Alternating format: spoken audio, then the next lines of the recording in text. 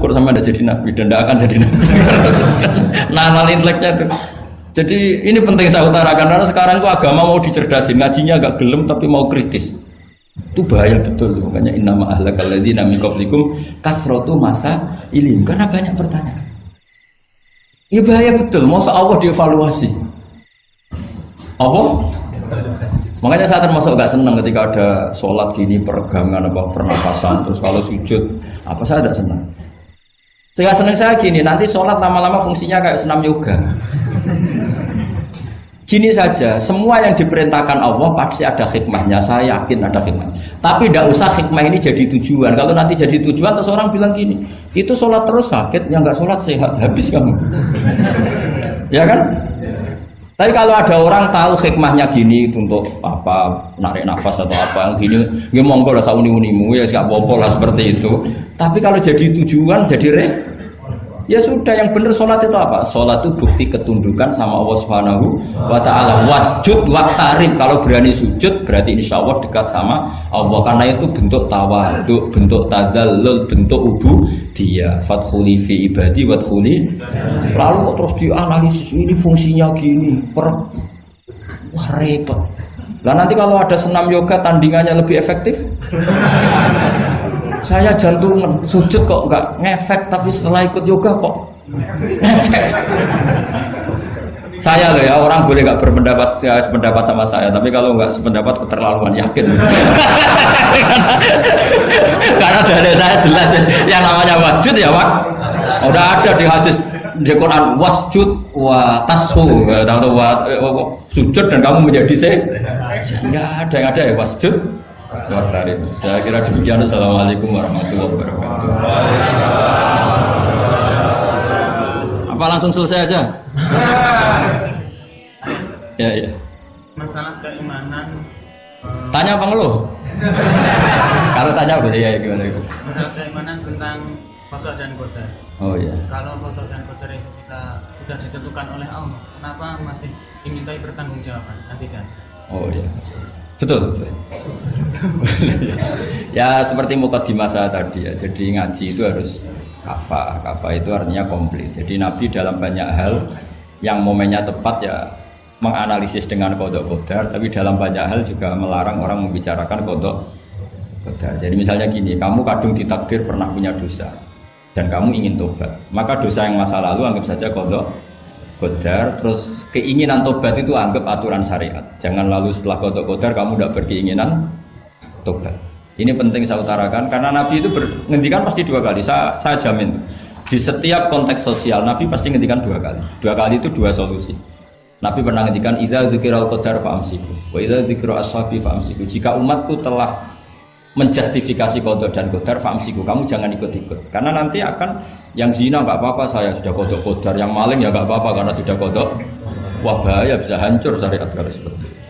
Tapi ada banyak hal yang Nabi mengisnadkan itu ke qada qadar. Kayak cerita Nabi Musa dan Nabi Adam. Ada kan di hadis Sahih itu jelas. Ini dengerin, ini betul di hadis Sahih.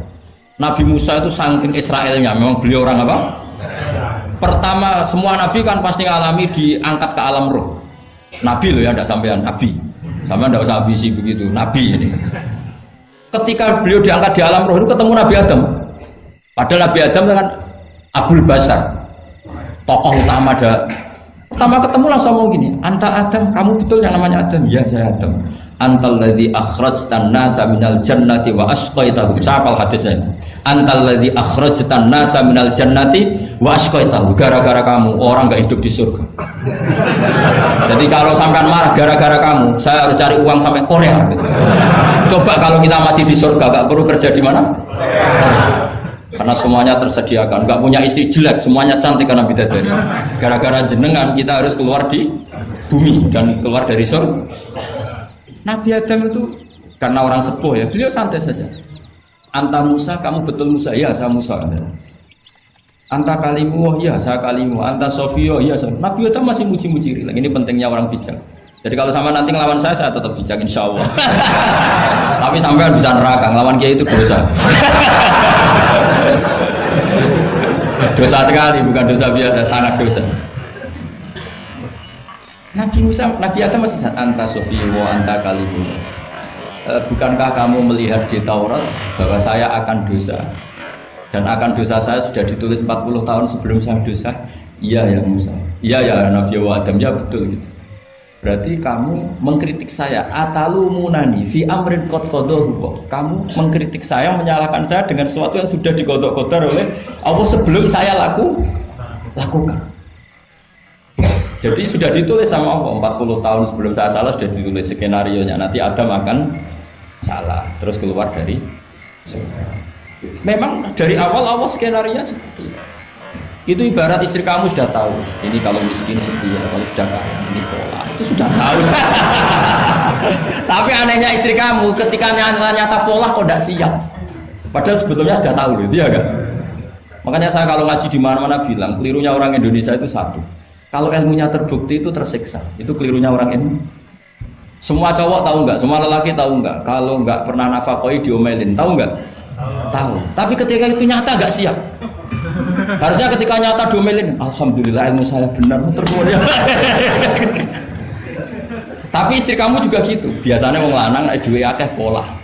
Terus denger sampean mulai cinta orang lain. Harusnya kan alhamdulillah ilmu saya benar kan.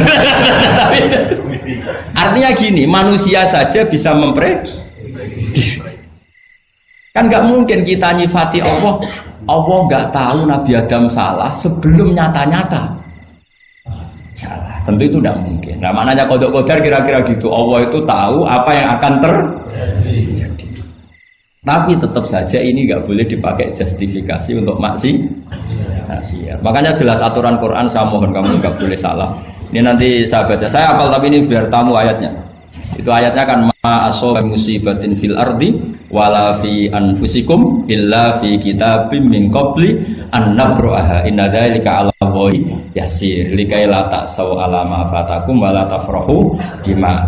Jadi apa yang mengenai kamu di bumi maupun ada pada diri kamu, anggap saja itu yakini saja sebagai qada qadar supaya kamu tidak putus asa apa yang sudah terlewatkan dan tidak bangga dengan apa yang kamu sudah. Misalnya saya ini kan termasuk kiai keren misalnya itu saya tidak pernah bangga karena memang ditulis kalau suatu saat Gus Baik itu keren, jadi bangganya di mana kan sesuai skena. Jadi untuk menghilangkan ujub bangga itu dengan cara iman sama qada. Nah, terus likaila tak soal fatakum, kamu tidak perlu putus asa dengan apa yang sudah kelewat. Misalnya masa lalu kamu ya tadi diusir istri, suami, macam-macam lah, utangnya banyak, wes sudah bangkit saja, sudah takdir. Jadi mungkin ada yang mencarikan, coba ini carikan, mungkin di surat Hadid itu apa yang nanti dicari ayatnya. Pokoknya ayatnya tadi apa? Ma asoba min musibatin fil ardi wala fi anfusikum apa? Illa fi kitabim min qabli an nabraha inna dzalika 'ala Allahi yasir likaila taksau 'ala ma fatakum wala tafrahu bima atar. Jadi qada ditulis supaya kamu tidak putus asa menyesali apa yang sudah kelewat dan bangga umur terhadap apa yang kamu dapat. Jadi misalnya Pak Jokowi jadi presiden, untuk menghilangkan ujub ya, memang sudah ditulis kalau akan jadi, ya biasa saja sesuai skenario. Nah, ya sama seperti sampean suatu saat tua, terus untungmu coplok, terus dredeg kepleset tiba. Soalnya harus senang saja. Zaman kamu muda juga sudah tahu kalau nanti akan seperti itu. Jadi kalau itu terjadi, ya sudah, memang akan seperti itu. Jadi ringan saja. Ini pentingnya ngaji. Jadi sesuatu itu mudah sekali kalau dianalisis dengan ya cukup ya. Satu lagi aja kan. Kalau nggak salah itu surat Hadid. Biar ditahukan suratnya. Diumumkan siapa? Surat apa? Hadid itu. Hadid 22. Hadid 22 ya. Hadid 22. Berdiri aja Pak Bapak. Oh enggak. Oh ya enggak apa-apa gimana? Assalamualaikum warahmatullahi wabarakatuh. Waalaikumsalam warahmatullahi wabarakatuh. Saya makan sama Kiai. Ya. Sebenarnya saya baru kenal Kiai itu 3 minggu yang lalu lewat YouTube. Ya. Ada yang kirim di FB saya, walaupun dengan komentar yang agak mirip lah. Iya. Kalau nggak salah waktu itu Pak Kiai membahas masalah perang Khandaq, Ya. yang mengatakan bahwa Nabi itu waktu itu satu saja tidak tahu apa-apa, tapi ada Salman dia menyampaikan ini terus komentarnya netizen anak-anak. Tapi pertanyaan saya itu bukan itu Pak. Iya gimana? Pertanyaan saya itu saya tertarik kenapa cara pasang sokoknya itu ada rambut di. Iya.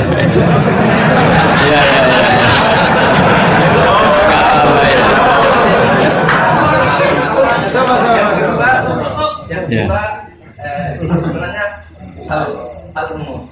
Saya bukan ahli Al-Quran, tapi ada ayat yang mengatakan bahwa sampaikanlah dari aku meskipun satu ayat itu enggak. Walaupun itu cuma satu ayat. Dari aku balighu anni walau ayat. Yang itu menurut saya menjadi dengan dunia medsos saat ini orang yang betul-betul mungkin bukan cuma sekedar satu ayat, cuma satu kata itu di broadcast yang mungkin memacu perdebatan. Makanya ini begini, namanya siapa? Sulaiman. Begini aja, ini saya jawab. Tapi ini ringan, sama relax saja santai. Jadi memang tradisi ulama sama masyarakat itu beda. Jadi kalau Nabi dikatakan tidak tahu dalam konteks tertentu itu malah madh itu memuji. Karena tadi syaratnya Nabi harus ummi itu kan keibu-ibuan. Jadi kalau Nabi tahu itu nanti seakan-akan dia itu dikawal oleh ilmunya, padahal Nabi itu dikawal oleh nubuah. Ini bedanya Nabi sama ndak. Jadi Nabi di Quran itu biasa ada kata makun tatadri mal kitabu walal iman. Terjemahnya kan kamu tidak tahu. Kanjeng Nabi biasa didhawuhi Allah makun tatadri mal kitabu walal iman. Kamu itu tidak tahu apa itu kitab. Tapi itu sifat madh. Sifat apa? Madh itu memuji. Kenapa itu jadi pujian? Karena Nabi kalau sudah tahu urusan sesuatu nanti jadi ilmu tandingan menandingi wahyu. Lah mungkin netizen nyuwun sewu bukannya ngeritik, bukannya apa, mungkin nggak paham tradisi ulama itu. Jadi kalau ulama bilang Nabi itu tidak tahu itu bukan sifat dzam tapi sifat madh memuji. Di Quran banyak kalimat makun tatadri mal kitabu walal iman. Makanya Nabi ketika disuruh baca Iqra ya Muhammad, jawabnya gimana? Saya tidak bisa baca, tapi bukan sifat buruk, justru bagus. Kalau Nabi bisa baca, ilmunya nanti dikira beliau belajar dari buku-buku dan itu dia jadi Nabi. Wah itu memang bacanya banyak. Clear ya ini ya, supaya nggak salah paham. Jadi dikatakan tidak tahu kalau Nabi itu bagus, madh. Nggak bisa baca juga madh, sifat pujian. Kalau kamu udah bisa baca buruk sekali. Itu jelas. Ya kan, tahu semua kan ketika Nabi disuruh baca bilang apa? Saya tidak bisa baca, tapi itu bagus. Karena semuanya biar karena wah. Ya, soal gaya peci saya ini Islam khas ya, khas ini. Nah, yang ini yang penting, yang pertanyaan sampean terakhir balighu anni walau ayat. Memang ini semenjak dunia medsos memang dengan tanda kutip agak kecelakaan, mengutip kutipan tokoh atau apa hanya sepotong-potong itu bahaya. Bahayanya begini, itu bukan hanya karena yang ngendikan tokoh. Meskipun Quran kalau wakafnya salah itu ya bahaya. Coba misalnya begini, ada orang wakaf di depan orang yang paham bahasa Arab. Innallaha la yastahi, terus wakaf ya Pak. Terjemahnya gimana? Allah tidak punya rasa malu. Sehingga di ilmu Quran itu diaturkan ada wakaf yang haram, yaitu wakaf yang rusak makna. Harus diteruskan innallaha la yastahi ayyadriba mathalam ma ba'u. Allah tidak malu bikin perumpamaan sekecil apapun makhluk itu. Misalnya buat perumpamaan dengan nyamuk. Coba kalau bacanya satu ayat terpotong. Innallaha la yastahi, Allah tidak malu. Bayangkan didengar orang yang paham bahasa Arab. Jadi problem kita adalah kadang ngutip ya gitu. Jadi apa ya tadi belum mendengarin kompletnya ngaji. Jadi kalau ada ulama bilang Nabi tidak tahu itu sebenarnya madh itu ngelem karena memang begitu. Makanya Allah bilang apa? Makun tatadri mal kitabu walal iman. Muhammad kamu tidak tahu apa yang maknanya kitab, maknanya iman. Tapi nggak tahu ini untuk Nabi kelebihan karena kalau Nabi tahu dulu berarti ilmunya sebagian diserap dari Taurat dan Injil dari yang macam-macam. Makanya dulu orang kafir kalau ngeritik Nabi kan walaqad na'lamu annahum yaquluna innama yu'allimuhu basar. Muhammad pinter macam pernah belajar. Terus Allah menjawab Muhammad itu enggak pernah belajar, bahkan baca saja tidak. Jadi kalau Nabi dikatakan nggak bisa baca, nggak tahu itu madhep. Saya ulang lagi, untuk Nabi itu madhep. Sehingga semua yang dilakukan Nabi in huwa illa wahyu yuha, semua hanya berdasar wahyu. Ini bedanya Nabi dengan selain Nabi. Makanya Nabi itu nggak pernah baca, nggak boleh memang. Karena tadi pasti ini jadi ilmu tandingan. Itu bahaya kalau untuk Nabi, supaya semuanya orisinil dari Allah. Nabi itu sama Allah dikosongkan, semuanya kosong. Semuanya dari ilmu yang diwahyukan oleh Allah Subhanahu wa taala, jelas. Jadi baliwani walau ayat itu saya mohon, maksudnya itu ayat itu bukan ayat satu Quran potongan, enggak. Ayat yang muhkamah, yang utuh. Tapi kalau satu potongan ya enggak boleh. Tadi misalnya dipotong apa, innallaha la yastahi, kan kayak. Makanya di bab ilmu tajwid kan diterangkan wa ba'da tajwidika lil hurufi la budda mim ma'rifatil wuqufi. Setelah kamu tahu tajwid, ikhfa, idhar, idgham, kamu harus mengenal ilmu waqaf. Karena sekali salah waqaf itu fa. Ya gitu Mas Sulaiman ya.